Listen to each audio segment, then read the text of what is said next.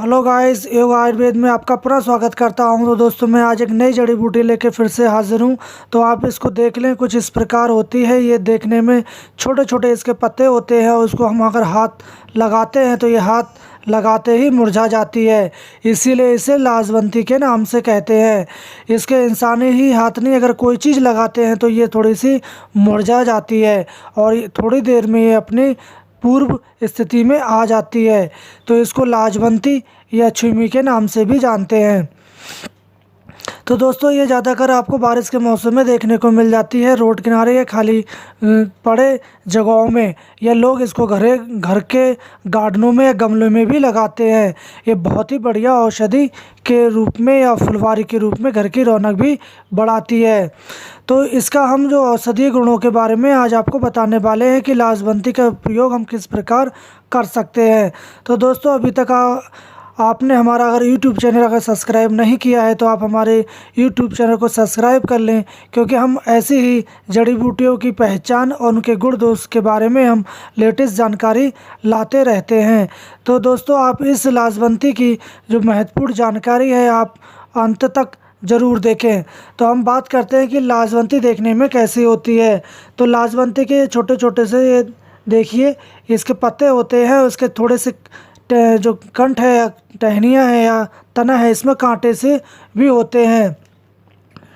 तो इसके पत्र खैर के पत्तों के समान होते हैं। इसके पुष्प मुंडकों या गुलाबी रंग के होते हैं और इसका फल करीब आधे इंच से पौने इंच लंबा होता है। और इस फल में प्रत्येक फली में करीब 3 से 5 बीज निकलते हैं और ये जो फल है शीतकालीन में आता है। इसमें अभी फल लगे नहीं है, नहीं मैं आपको दिखा देता। अगर हम इसके गुण धर्म की बात करें तो ये करीब शीत प्रवृत्ति की होती है। कहें तो ये इसकी जो तासीर है वो ठंडी है। ये कफ पित्त को दूर करने वाली होती है, रक्त पित्त अतिसार यौन रोग का नाश करती है और ये कड़वी चरपरी या अतिसार को नाश करने वाली शोथ और कंठमाला या डायबिटीज़ को दूर करने वाली होती है। तो दोस्तों, इसको जो लाजवंती है इसको भी कई नामों से भी जाना जाता है।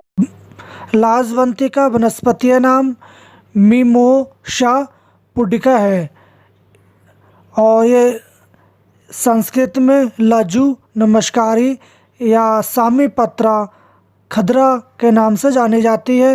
हिंदी में लाजवंती, छुईमी, लाजारू या लाजवंती, उड़िया में लाजकुरी, कन्नड़ में सीरामणि, सीरामणि के नाम से जानते हैं। तो दोस्तों, आप अपने इस किस नाम से जानते हैं अपने क्षेत्र में और उसका किस प्रकार प्रयोग करते हैं, हमें कमेंट बॉक्स में जाके बता सकते हैं। लाजवंती की आपको जो विस्तार पूर्वक जानकारी बताते हैं कि हम इसका प्रयोग किस प्रकार कर सकते हैं। इन पत्तों को आप 40 मिलीग्राम स्वारस नियमित रूप से पीते हैं तो आपकी कंठमाला मिट जाती है। जिन फीमेल के स्तन ढीले हैं तो उसमें आप इस लाजवंती और अश्वगंधा की जड़ को पीसकर लेप करते हैं स्तनों पर, तो आपके स्तनों का ढीलापन मिट जाता है और कठोर और पुष्ट हो जाते हैं।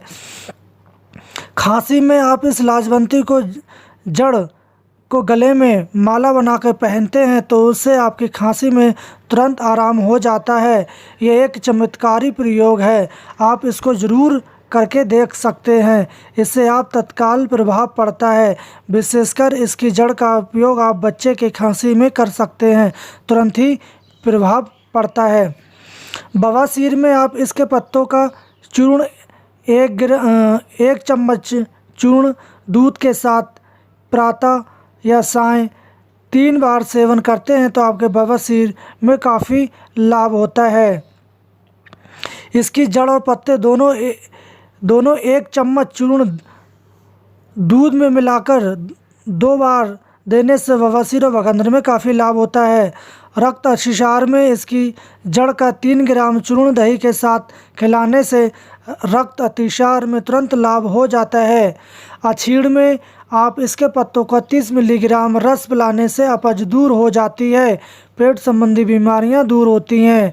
कमला या जॉन्डिस में इनके पत्तों का रस सेवन करने से पहले सप्ताह में ही बुखार और सब प्रकार के पित्त विकार मिट जाते हैं और पीलिया भी चली जाती है।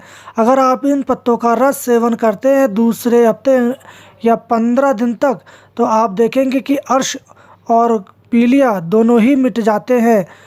अगर आपको कहीं स्टोन है, पथरी है, तो आप इसकी 10 ग्राम जड़ का क्वाथ बनाकर सुबह शाम पीते हैं तो आपकी पथरी गल के बाहर निकल जाती है। डायबिटीज़ पेशेंट के लिए इसकी जड़ का काढ़ा 100 ग्राम देने से आपको बहुत ही लाभ होता है। मूत्र अतिसार में आप इसके पत्तों को जल में पीसकर बस्ती प्रदेश पर अगर लेप करते हैं तो आपका मूत्र अतिसार मिट जाता है।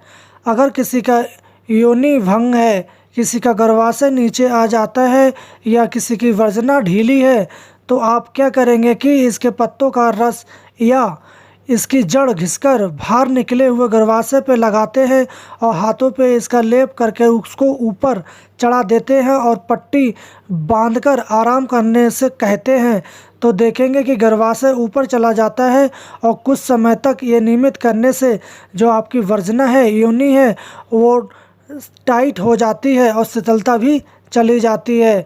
तो आप इस फीमेल्स के लिए ये लाजवंती बहुत ही गुणकारी या चमत्कारी औषधि है, इसलिए इसको छुईमुई या लाजवंती के नाम से इसलिए इसको पुकारते हैं। जिन भाइयों के अंडकोश में सूजन है तो उनके लिए आप इन पत्तों को कुचलकर अंडकोश की सूजन पे लेप करते हैं तो अंडकोश में काफ़ी लाभ होता है। इसकी जड़ को घसकर आप लेप करते हैं जहां नासूर है या जख्म है, घाव है, तो आप तुरंत ही लाभ हो जाता है। अगर किसी के जख्म पे या बर्न पे जो पुराने घाव हैं वहाँ सूजन हो जाती है तो आप इसके बीजों का चूर्ण घाव पे लगाते हैं तो आपकी जो सूजन है वो तुरंत ही उतर जाती है। गाइस, अगर हमारी इस लाजवंती की जानकारी आपको यूज़फुल लगी तो आप इस वीडियो को लाइक करें, शेयर करें और चैनल को सब्सक्राइब करना ना भूलें। अगर आपको किसी प्रकार की इस लाजवंती के बारे में कोई सवाल है तो आप हमसे निसंकोच पूछ सकते हैं। तो दोस्तों, हम कल फिर मिलेंगे एक नई जड़ी बूटी के साथ। तब तक के लिए धन्यवाद।